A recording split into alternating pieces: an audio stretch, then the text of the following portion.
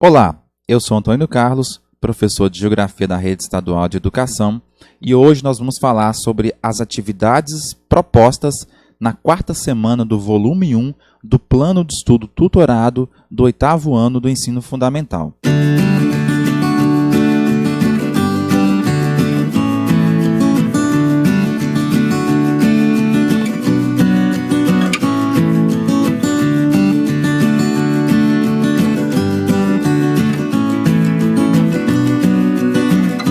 Se você ainda não assistiu o vídeo em que eu explico os conteúdos inerentes a esta semana, assista-o para que você possa realizar com sucesso essas atividades propostas. E só lembrando que é muito importante que você também possa consultar outros materiais, outras fontes de conhecimento. Você pode, inclusive, ir para a internet, que é uma excelente parceira nesse momento da pandemia, para então complementar os conteúdos apresentados nessa quarta semana. Vamos às atividades. Atividade 1. As taxas de natalidade e mortalidade representam importantes elementos estatísticos para a compreensão da dinâmica populacional no que concerne ao seu: letra A, nível de fecundidade; letra B, crescimento natural; letra C, crescimento absoluto; letra D, índice de densidade demográfica. Nessa atividade, é uma atividade de múltipla escolha, onde você vai marcar um X em que corresponde a esse enunciado da questão. Vamos entendê-la.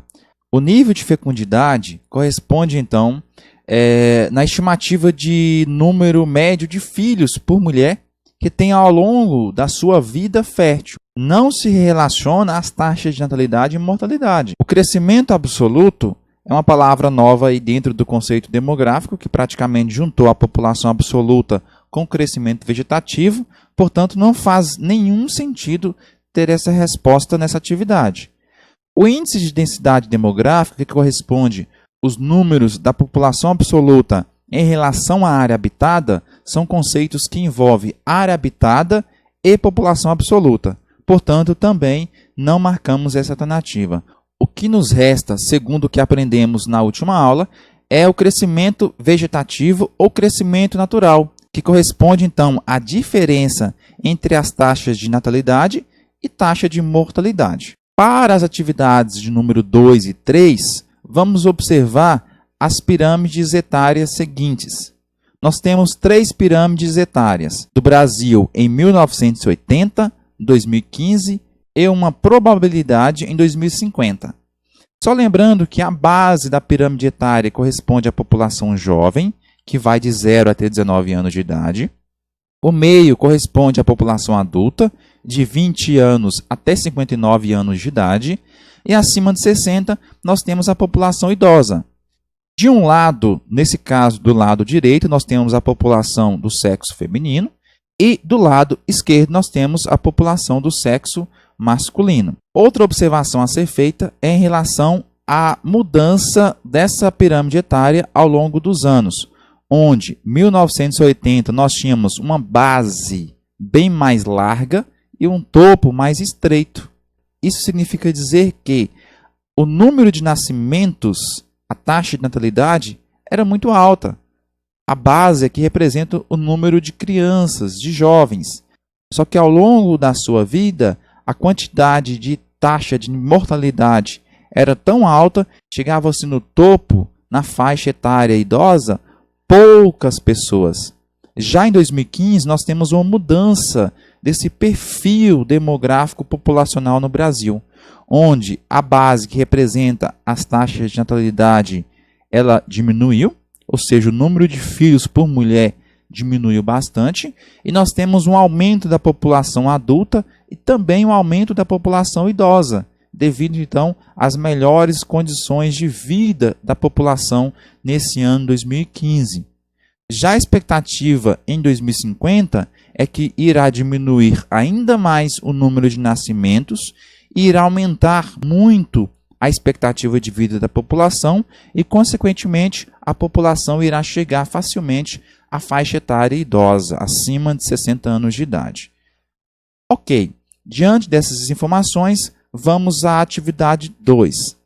Descreva a dinâmica populacional brasileira nos anos de 1980 e 2015.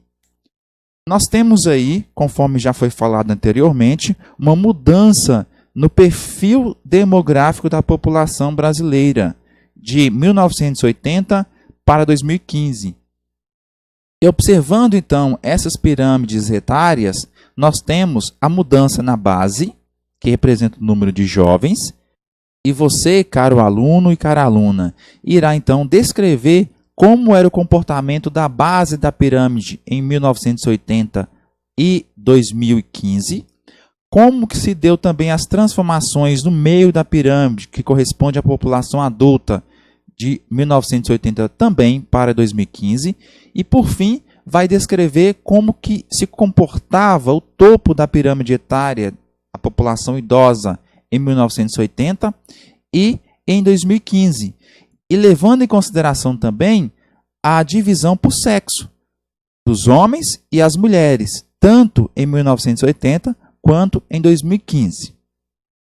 Já a atividade 3 pede-se explique qual é a projeção feita pelos estudiosos para a população em 2050, considerando as crianças e jovens, os adultos e os idosos.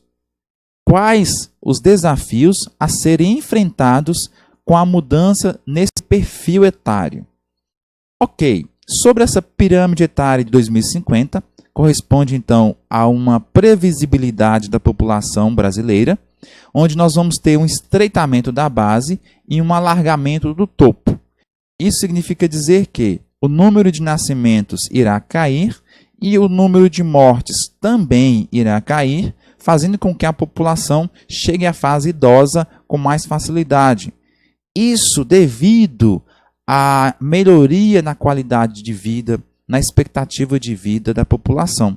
Quais serão, então, os desafios a serem enfrentados com esse perfil etário? Nós temos hoje algumas populações de alguns continentes, principalmente no continente europeu, que já apresenta esse perfil demográfico.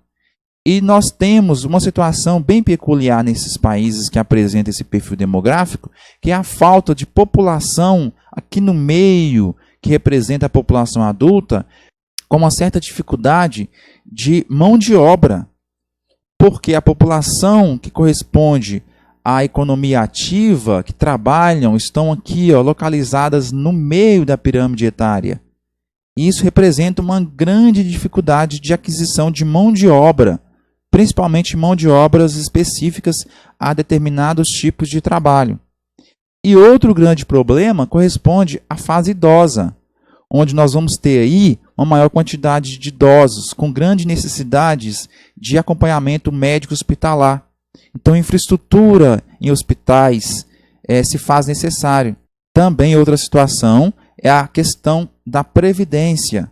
Com o aumento do número de idosos, também faz necessário remodelar o sistema previdenciário, uma vez que o nível de pessoas que irão contribuir para a previdência e manter essa população idosa com um salário mensal, ele é inferior.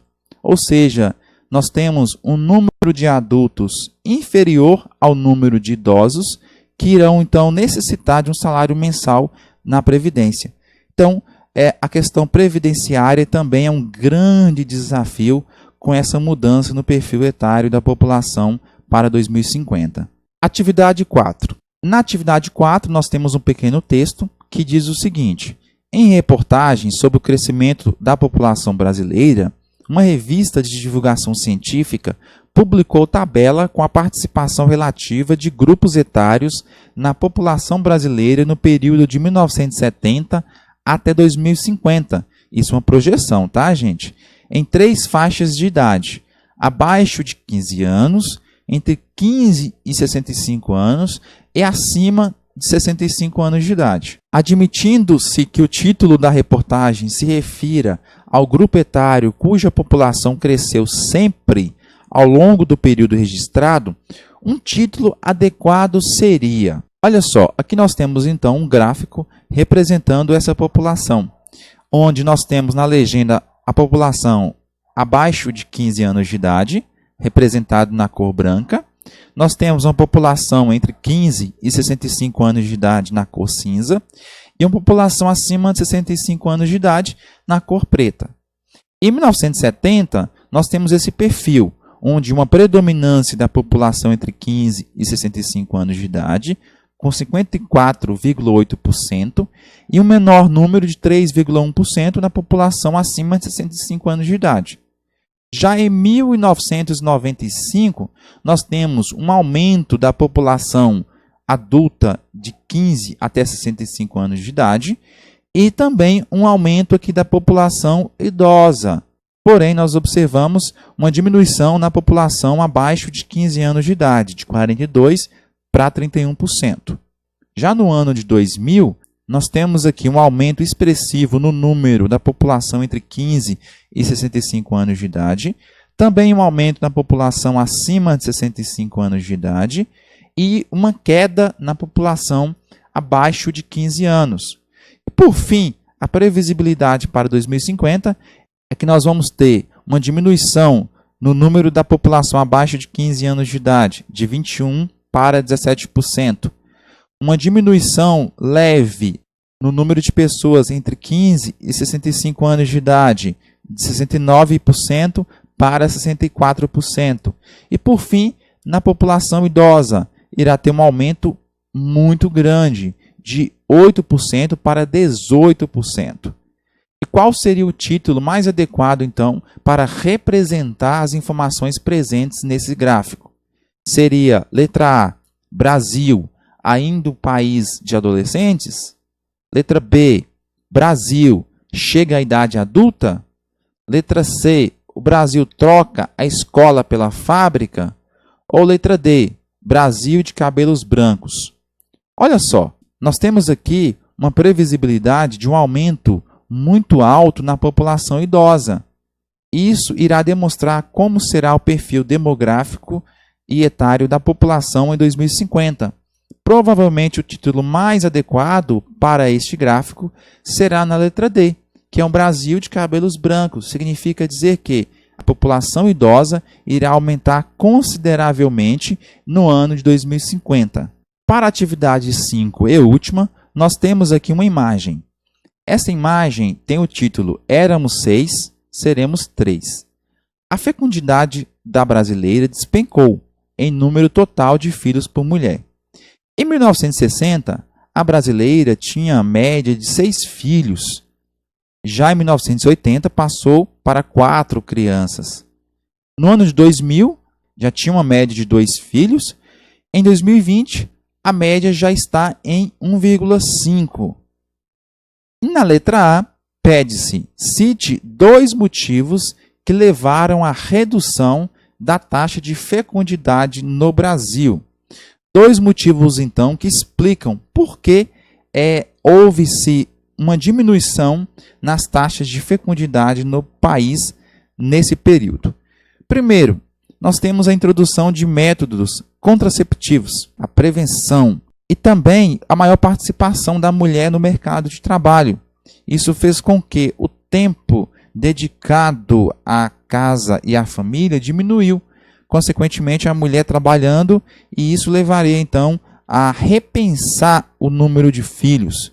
Uma outra questão importante também é a taxa de fecundidade, que é o número de filhos por mulher, ao longo desse período de sua vida reprodutiva, tem diminuído.